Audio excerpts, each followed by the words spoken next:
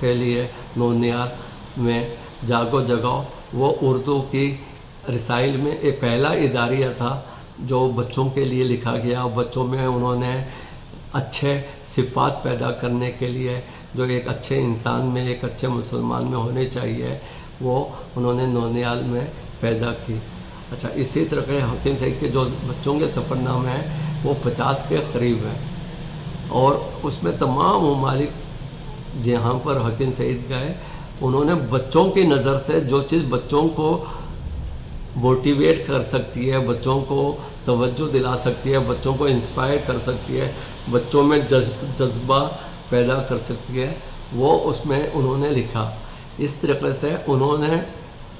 ایک 70 سالہ، ایک 80 سالہ، ایک جہاں دیدہ بزرگ جو دیکھا جائے تو بچوں کے لیے نانا اور دادا کے برابر ہے، وہ دنیا دیکھ رہا ہے اور بچوں کے آنکھ سے دیکھ رہا ہے کہ یہ میرے بچوں کے لیے اس میں کیا مثبت پہلو ہے، اور اگر کوئی منفی پہلو نظر آتا ہے تو وہ بھی لکھتے ہیں کہ وہاں پر یہ منفی پہلو مجھے نظر آیا، اس سے بچنا چاہیے، اس سے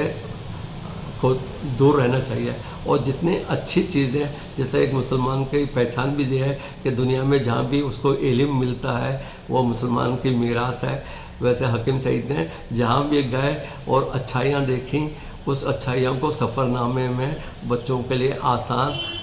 اردو میں لکھا اور بچوں میں ایک سفر نامے کا بھی شوق ڈالا،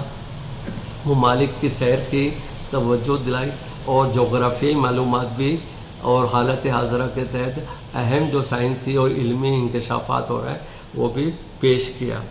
اس کے بعد نونیال ادب کا ایک شعبہ ہے. حکیم سعید صاحب نے نہ صرف خود کتابیں لکھیں بلکہ مختلف ادیب شعراء دانشوروں سے، ماہر تعلیم سے درخواست کی کہ بچوں کے لیے آسان کتابیں لکھیں. اس طرح سے ایک نونیال ادب کا ڈپارٹمنٹ بنایا تھا جس کے رفیع الزمان زبیری صاحب انچارج تھے. تو تقریباً 400 کتابیں انہوں نے اس مختلف دانشوروں کی بچوں کے حوالے سے شائع کی اور بچوں کے لیے ایک اچھے ادب کا اضافہ فرمایا. اس کے بعد 2 اہم چیپٹرز ہیں یا باب. ایک میں مقام صحیح میں ہوں. اس میں یہ ایک تقریر میں لکھتے ہیں کہ میں مقام صحیح میں تھا، اللہ نے مجھے اس میں لفظ ڈال کا اضافہ کیا اور میری کوششوں کو سعید کر دیا. یعنی کہ سعید ان کا نام ہے، سعید کے معنی مبارک کے ہوتے ہیں یا خوش قسمتی کے. تو ان کا یہ کہنا تھا کہ میں نے مسلسل محنت کی اور اللہ کی رضا، اللہ کی مرضی سے اللہ نے مجھ پہ عنایت کی اور مجھے سعید کر دیا کہ میں اپنے نام کا اسم بااسم ثابت ہوا. یعنی کہ انسان کا کام کوشش کرنا ہے، اللہ سے مدد مانگنا ہے، اور اللہ تعالیٰ ہم سب کی کوششوں کو قبول کرتا ہے اور ہمیں نیک نیتی اور خلوص کے تحت جب ہم کام کرتے ہیں تو ہمیں کامیابی عطا کرتا ہے. اچھا، اسی طرح سے حکیم سعید صاحب کے حوالے سے جن شعراء ادیب و دانشوروں نے مختلف کتابوں میں یا رسائل میں لکھا، وہ اقتباسات میں نے جمال سعید کے نام سے جمع کی ہے. اس کے بعد حکیم سعید کا جو ثانیہ پیش آیا تھا وفات کا یا شہادت کا، اس کی میں نے اخباری کوریج بھی اس میں شامل کی. اس طرح سے یہ کتاب حکیم سعید کے حوالے سے تمام پیغامات کا، تمام ان کے شعبے جات کا احاطہ کرتی ہے. مجھے یہ خوشی ہوئی کہ جب یہ کتاب ہم نے شائع کی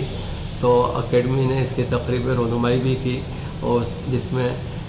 محترمہ ثنا غوری پروگرام مینیجر اور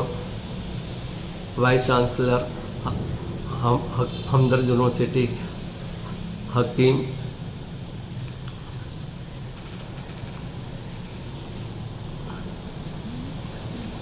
وائس چانسلر صاحب نے شرکت فرمائی، اور بعد میں سعدیہ صاحبہ نے، چیئرمین ہمدرد فاؤنڈیشن نے مجھے بلایا اور میری حوصلہ افزائی کی. حکیم سعید صاحب میری طرح پاکستان کی جو دوسری نسل تھی جو 1970 کے بعد اسکولوں کالجوں میں فریق اور 80 اور 90 کی دہائی میں نوکری پیشہ ہوئی، ان سب کے لیے ایک آئیڈیل شخصیت تھی. اور مجھے خوشی ہے کہ میں نے نونیال رسالے میں لکھا. اور مجھے اس بات کی بھی خوشی ہے کہ حکیم محمد سعید صاحب نے جب میں نے ان کو اپنی کچھ معلومات عامہ کی کتابیں بھیجی تو انہوں نے نہ صرف پسند کی بلکہ مسعود برکاتی صاحب کو کہا کہ ان سے فائدہ اٹھایا جائے. تو ایسے جوہر شناس یا ایسے جوہری بہت کم ہوتے ہیں جو کتاب دیکھ کر فیصلہ کرتے ہیں کہ اس آدمی کی صلاحیت سے فائدہ اٹھائے. تو میرے لیے یہ خوشی اور اعزاز کی بات ہے کہ میں